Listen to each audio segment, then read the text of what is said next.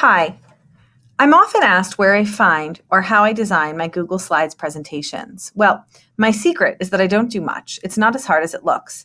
I find the themes that others have created and modify them to meet my needs.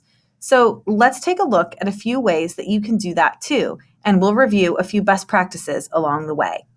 First, let's take a look at the templates that come with Google Slides. In your browser window, type slides.google.com. Once you are there, you can see the template gallery. See how it says template gallery to the right here. Many of the templates that are built into the Google apps are great. All you need to do is click on a template and it opens as a file for you to work on within your drive. So here, I'm going to click on lesson plan. If you're not already logged in to your Google Apps account, you may need to log in at this time.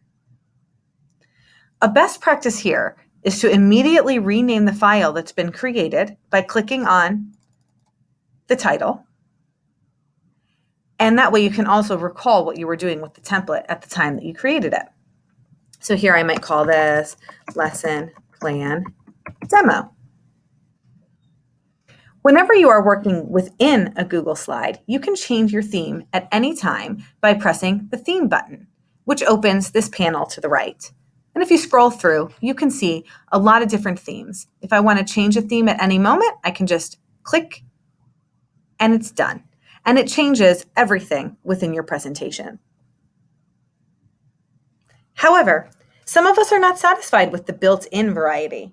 And for those people, there is a fantastic free website called Slides Carnival. Some of my favorite slides themes come from Slides Carnival. Let's check it out. So in my browser window, I'm going to type slidescarnival.com. And once I'm there, I can browse through all of their presentations.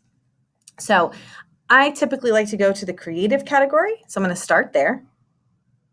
And when I'm looking through the creative, I see, oh, this really pretty pink one. And I'm looking at this one. It has a book. So I'm going to go ahead and pick this book one for the video demonstration.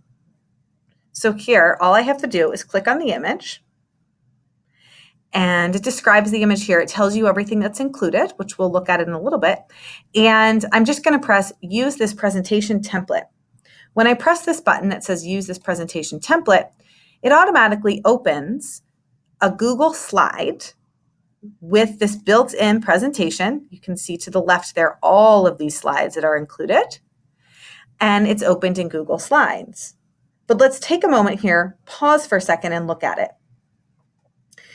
When you notice in the upper right, when we look at what the sharing button says, it has the anyone with the link can view selected. And then if I look over to the left, I can see that I have view only privileges. And that's because I'm simply looking at it right now. But what the people at Slides Carnival have done for us is enabled the option to make a copy of this for ourselves.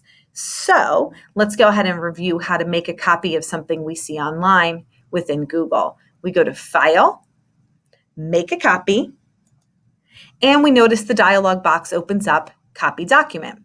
It defaults to give the name Copy Of, and then the name of their file, which they called this Quintus. So here's going to be another opportunity for a best practice. Instead of calling this Copy of Quintus, which when I'm searching for this later will absolutely mean nothing to me at all, I'm going to change this to call it Book Theme for Slides. Okay? And I'm not just going to save it in my drive because I do this a lot. I actually have an entire folder within my drive for my slides templates. So I'm going to select drive. I'm going to use the arrow that opens up all of my folders, and I'm just going to scroll down to look for the folder I have for my slides templates. Within my drive, I used the options to create this particular folder as a color, so it was a visual cue to help me find it. That's the folder I've selected, and I'm going to click OK, and that theme is now saved in my slides. So the template now lives in my Google Drive. Notice how everything has changed here. I have so many more options. It's locked, it's private just for me, and I can edit this at will. Just for a demonstration, I'm going to show you what it looked like before. So when I clicked on the link through Slides Carnival, I had view-only privileges, no options in the edit bar, and this was anyone with the link can view here. But within my own drive, I have full editing privileges. So let's take a look at what is included here. If you scroll down, you can see there are so many slides that they build in, lots of different ways to organize the content, and they even include little images and icons that can help kind of polish your presentation. But I want to share with you one more best practice. So I don't know about you all, but when I am trying to find a particular theme, I don't want to have to go back online and do a search and try to remember what it was called. Instead, I like to have a little library of my own themes to pull from. So what I would do in this case, if I'm ready to make a presentation using the book theme, I'm actually going to repeat the process I did earlier. I'm going to once again go File, make a copy.